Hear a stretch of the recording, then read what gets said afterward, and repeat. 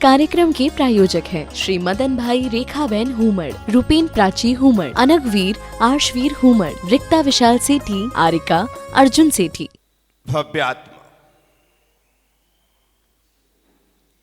आचार्य अमित गति स्वामी द्वात्रिंशतिका की 21वीं गाथा में कहते हैं,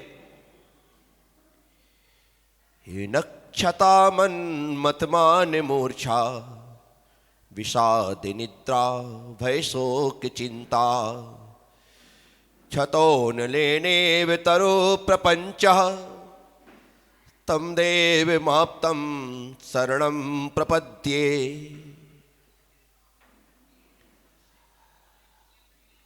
जिस तरह से अनल अर्थात अग्नि तरु प्रपंच वृक्षों के समूह को छतः इव क्षय भस्म कर देती है, ठीक उसी तरह मन मत मान मूर्छा काम मान मूर्छा विषाद निद्रा भय शोक चिंता आदि समस्त दोष छता क्षय कर दिए गए हैं। तम आप्तम देवम उस आप्त देव की मैं शरणम प्रपद्ये शरण को प्राप्त होता। शरण उसी की ग्रहण करे जो दोषों से पूर्णतः मुक्त है, जिसमें दोष होते हैं उसकी संगति से हमारे जीवन में भी दोषों के आने की संभावना होती है। नीतिकारों ने लिखा है, संसर्गजा दोष गुणा भवंती,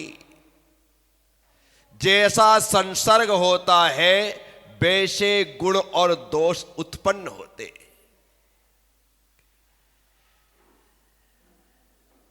शराबी के साथ रहो शराबी बनने की संभावना, कबाबी के साथ रहो कबाबी बनने की संभावना, घुमक्कड़ के साथ घुमक्कड़, पियक्कड़ के साथ पियक्कड़, खिलाड़ी के साथ खिलाड़ी, अनाड़ी के साथ अनाड़ी, जुआरी के साथ जुआरी। जैसी संगत आप कर रहे हैं वैसा असर आएगा। बच्चा तो जन्म से एकदम स्फटिक की तरह शुद्ध है ऐसा मान के चलो, उसके भीतर अभी किसी प्रकार के विकार नहीं है, किसी प्रकार का ऐसा संस्कार नहीं है जो उसे बुरा कह सके। लेकिन स्फटिक के निकट जिस तरह का कलर, जिस तरह का रंग से युक्त पुष्प हो या कोई कागज आदि भी हो तो वह स्फटिक उस कलर का दिखाई देने लगता है। बस वैसे ही जैसी संगत होती है हमारी रंगत भी वैसी ही हो जाती है। इसलिए संगत कीजिए साधु की, संगत कीजिए ज्यों गंधी को बास। संगत करना है तो साधुओं की करो, जिस प्रकार से सुगंध बेचने वालों के पास रहने पर तबीयत खुश हो जाती है, वैसे ही साधु की संगत में रहने पर हमेशा तबीयत खुश रहती है, आनंद से भरी रहती है। तो अच्छों के साथ रहो तो अच्छाइयां आए। आपका डिसीजन है कि आप अच्छाइयों से युक्त होना चाहते हैं या बुराइयों से घिरना चाहते हैं। अच्छाई से युक्त होना चाहते हैं तो अच्छे लोगों की तलाश करो। वैसे भी आप तो छांटने में माहिर हो या नहीं? छांटने में माहिर। वो सब्जी वाला सुबह सुबह ताजी ताजी सब्जी लेकर के आता है, एकदम बिल्कुल फ्रेश मंडी से लेकर के ही आया है। कहीं से कहीं तक एक भी सब्जी का एक भी पीस खराब दिखाई नहीं दे रहा है, फिर भी आप छांटते हो। बोलो, एक इतनी सी लौकी लेना है, जब तक 4 नाखून ना लगा ले महिलाएं तब तक उसे नहीं लेंगी। एक पाव भिंडी लेना है, जब तक तोड़ तोड़ करके ना देख ले तब तक। बोलो, होता है नहीं होता है? इतनी सी लौकी में 4 नाखून यहां लगा लो, ऊपर लगा लो, दिखाई दे रही है छोटी सी, एकदम नरम है, हाथ से ही पता चल रहा है, उसके रंग रूप से पता चल रहा है, लेकिन फिर भी आदत है नाखून लगा करके देखने की, छांटने की। घड़ा लेने जाओ, बिल्कुल शानदार, आजकल तो समय खत्म हो गया घड़ों का, अन्यथा पहले घर घर में घड़े होते थे, आजकल घर घर में आरओ होते हैं। अन्यथा पहले घड़ा खरीदते थे तो ठोक करके देखते थे, क्या ठोक करके देखते, टन की आवाज आती थी, लगता कि हाँ घड़ा कहीं से भी फूटा नहीं है, तब घड़ा खरीदते थे। छांटने की हमारी आदत है, अच्छी बात है, छांटना चाहिए, देखना चाहिए, छांट करके लेना चाहिए, पर लो तो सही, या छांटते ही रहोगे? इसीलिए गुणों को ग्रहण करिए, अच्छे गुण अवगुणी में भी दिखाई दे तो उससे लेना चाहिए, और अवगुण सद्गुणी में भी दिखाई दे तो उन्हें छोड़ देना चाहिए। यह नीति है। क्या अच्छों से और बुरों से गुण ही लेना है, और अच्छों के और बुरों के अवगुण को छोड़ देना है। संसर्ग जा दोष गुणा भवंती, संसर्ग से ही दोष गुण उत्पन्न होते हैं। एक ही घोंसले में जन्म लेने वाले 2 तोते, एक डाकू के डेरे में, एक साधु की कुटिया में। साधु की कुटिया में जाने वाला कहता है, आओ आओ आओ, आपका स्वागत है। क्या कहता है? आइए, आपका स्वागत है, राम राम कर रहा है। और डाकू की डेरे में जो है वो कहता, पकड़ो, छोड़ो, साले को छोड़ना मत, सब लूट लो। क्या हुआ? जैसी संगत में रहा वैसा बोलना सीख गया। हमारे घर में सलीके से बोला जाता है तो हमारे बच्चों को सलीके से बोलना सिखाना नहीं पड़ता, वो भी सलीके से बोलना सीख जाता है। हमारे घर में सबको जी लगा करके बोला जाता है तो बच्चों को अलग से कहना नहीं पड़ता कि जी लगा करके बोलो, वह भी जी लगा करके बोलना सीख जाता है। हमारे घर में सबको आप कहा जाता है तो वो बच्चा भी सबको आप कहता है। और आपके घर में यदि आप तू का उपयोग करते हैं, तुम का उपयोग करते हैं, अरे तुरे का उपयोग करते हैं, तो आपका बच्चा भी वैसा ही सीखता है। कई घरों में गालियों से ही बात होती है, उनके बच्चे भी वैसे ही बात करने लग जाते हैं। और कई घरों में गालियों का कोसों दूर तक का संबंध नहीं होता है, तो वहां गालियां भी कुछ होती हैं, वो जानते भी नहीं। जैसी संगत होगी वैसा असर आएगा आएगा आएगा। आप किसके साथ उठ बैठ रहे हैं आपके चाल चलन से पता चल जाता है, आपके व्यवहार से पता चल जाता है, आपके रहन सहन से पता चल जाता है, आपके खान पान से पता चल जाता है कि आपकी संगत कैसी है। अच्छे लोगों के साथ रहने पर अच्छाइयां आए बिना नहीं रहती हैं, आ ही जाती है। इसीलिए मैं आप सबसे कहता हूं कि हमें साधुओं की संगत में रहना है। साधु का मतलब सिर्फ मैं नहीं, साधु का मतलब सज्जन। साधु का मतलब सज्जन। आप यदि सज्जन हैं तो आप भी साधु हैं। आप यदि सज्जन हैं तो आप भी साधु। सज्जनों की संगति करना है। महाराज धृतराष्ट्र और गांधारी ने अपने बड़े बेटे का नाम दुर्योधन थोड़ी रखा था, उसका नाम तो सुयोधन था। क्या नाम था? सुयोधन। और सुशासन नाम रखा था अपने बच्चों का। लेकिन संगति ऐसी मिली कि सुयोधन कब दुर्योधन हो गया और सुशासन कब दुशासन होगा पता भी नहीं चल पाया। तो व्यक्ति संगत से अपने आप के नाम को खराब कर लेता है। इसलिए आप सबसे कहता हूं, सज्जनों की संगति करो, साधुओं की संगति करो, अच्छे लोगों की संगति करो। आप पाएंगे कि आपका जीवन एकदम हट करके हो गया, सबसे अलग हो गया। क्यों? क्योंकि आपको संगत अच्छी मिल गई। आचार्य कह रहे तम देव माप्तम शरणम प्रपद्ये, मैं उसकी शरण को स्वीकार करता हूं जो दोषों से रहित है। यदि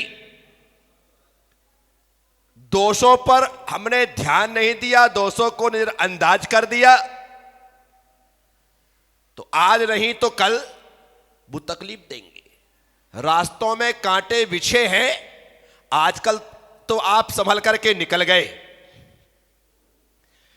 कभी उसी रास्ते से फिर से आना जाना हुआ और आपने ध्यान नहीं दिया तो क्या होगा?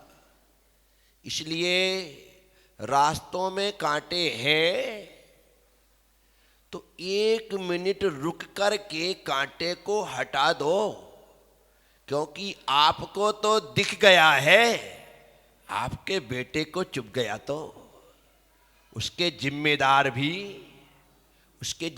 भी आप होंगे, क्योंकि आपको दिख गया था और फिर भी आपने हटाया नहीं।